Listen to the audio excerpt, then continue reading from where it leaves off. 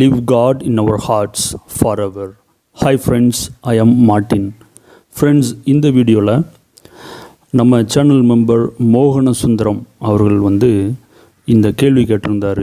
அதாவது in which, on which, of which, for which, by which and with which இதை எப்படி பயன்படுத்துறது அப்படின்னு கேட்டிருந்தார். ஸோ அதன் அடிப்படையில் இந்த வீடியோவை பார்க்க போகிறோம்.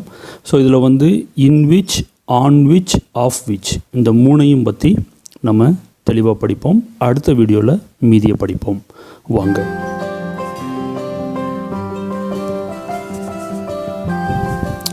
ஸோ ஃப்ரெண்ட்ஸ், இந்த வீடியோ இதில் in which, on which, of which so இந்த மூணில் பாருங்கள். ஃபஸ்ட்டு பார்ப்போம். ஒரு பொருளுக்குள் அல்லது ஒரு இடத்திற்குள் இன்னொரு பொருள் வைக்கும் போச்சில் அங்கே இன் விச் பயன்படுத்துகிறோம். அடுத்தது ஒரு பொருள் அல்லது இடத்தின் மேல் இன்னொரு பொருளை வைக்கும் பொழுது அங்கே ஆன் விச் பயன்படுத்துகிறோம். அடுத்தது ஒரு பொருள் அல்லது ஒரு இடம் அல்லது ஒரு காரியத்தை குறித்து பேசும் பொழுது அங்கே ஆஃப் விச் பயன்படுத்துகிறோம். அவ்வளவுதான், ரொம்ப ரொம்ப சிம்பிள். ஸோ 2 விஷயங்கள் வருது, 2 பொருட்கள் வருது, 2 இடங்கள் வருது. சரியா? ஸோ இப்போ நீங்கள் எடுத்துக்காட்டுகளோட பார்க்கும்போது உங்களுக்கு தெளிவாக புரிஞ்சிடும். ஸோ முதலாவதாக இன் விச் அப்படிங்கிறது எப்படி வருதுன்னு பாருங்கள். ஒரு பொருளுக்குள் அல்லது ஒரு இடத்திற்குள் இன்னொரு பொருள் வைக்கப்படுது. ஸோ அங்கே நம்ம பயன்படுத்துகிறோம். எடுத்துக்காட்டாக, I gave you a bag yesterday in which I have kept your money. So நேற்று ஒரு பேக்கு கொடுத்தேன், அந்த பேக்குக்கு உள்ளுக்குள்ள உன்னுடைய காசு இருக்குது. ஸோ இது ஒரு பொருள் அல்லது ஒரு இடம்னு வச்சுக்கலாம். இந்த இடத்துக்கு உள்ளுக்குள்ள இன்னொரு பொருள், அதாவது காசு வைக்கப்பட்டிருக்கு. ஸோ அந்த இடத்துல பயன்படுத்துகிறோம். இன்னொரு எடுத்துக்காட்டு பாருங்கள். ஐ saw a box there. நான் ஒரு பாக்ஸ் பார்த்தேன். இன் விச் அதுக்குள்ளே ஐ saw a gold ring. சரியா? ஒரு பாக்ஸ் பார்த்தேன், அந்த பாக்ஸுக்கு உள்ளுக்குள்ள ஒரு கோல்ட் ரிங் பார்த்தேன் அப்படின்னு சொல்கிறோம். ஸோ இது ஒரு பொருள் அல்லது ஒரு இடமாக பார்த்துக்கலாம்.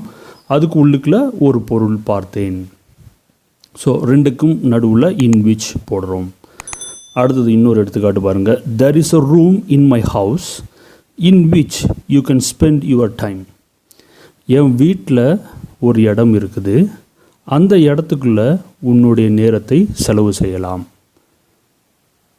ஸோ ஓகே தானே ஃப்ரெண்ட்ஸ்? ஒரு பொருள் அல்லது ஒரு இடத்திற்குள் இன்னொரு பொருள் வைக்கப்படும் பொழுது அங்கே இன் விச் அப்படிங்கிற வார்த்தையை உள்ளுக்குள்ளே சேர்க்குறோம்.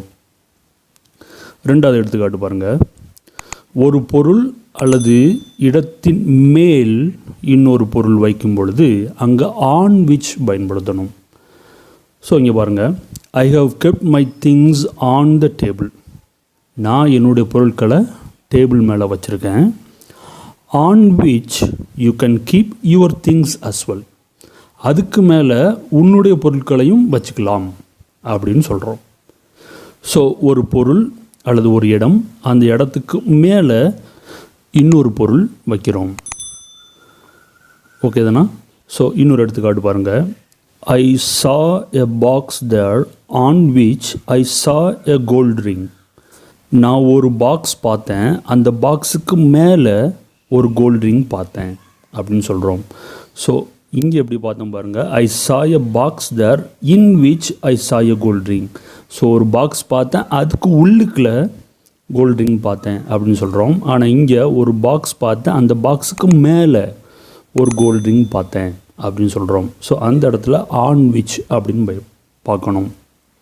அடுத்ததாக, there is a table in my room on which you can find my gold ring.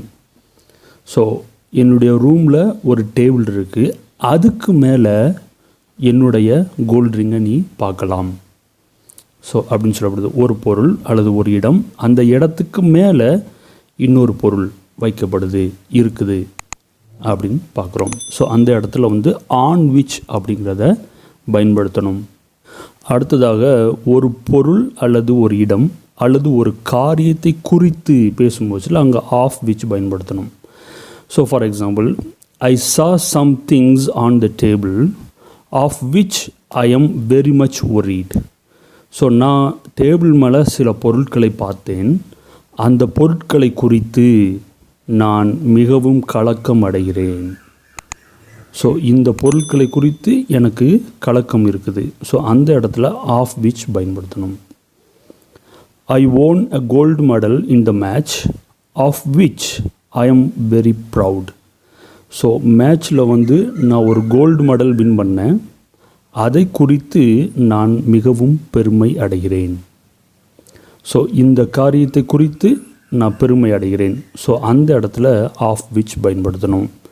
அடுத்ததாக, she saw a spider in her room of which she is very much scared. அவளுடைய அறையில் ஒரு spider பார்த்தா, அதை குறித்து அவள் ரொம்ப பயப்படுறா. ஸோ ரொம்ப சிம்பிள் ஃப்ரெண்ட்ஸ். ஸோ அவ்வளவுதான் இந்த வார்த்தைகள். In which, on which, of which. So மீதி உள்ளதை வந்து அடுத்த வீடியோவில் பார்ப்போம். ஸோ கண்டிப்பாக இந்த வீடியோ உங்களுக்கு பிடிச்சிருக்கும்னு நினைக்கிறேன். லைக் பண்ணுங்கள், உங்கள் ஃப்ரெண்ட்ஸ் எல்லாருக்கும் ஷேர் பண்ணுங்கள். இது வரைக்கும் நம்ம சேனலை சப்ஸ்கிரைப் பண்ணாதவங்க சப்ஸ்கிரைப் பண்ணுங்கள். Thank you very much. Live God in our hearts forever.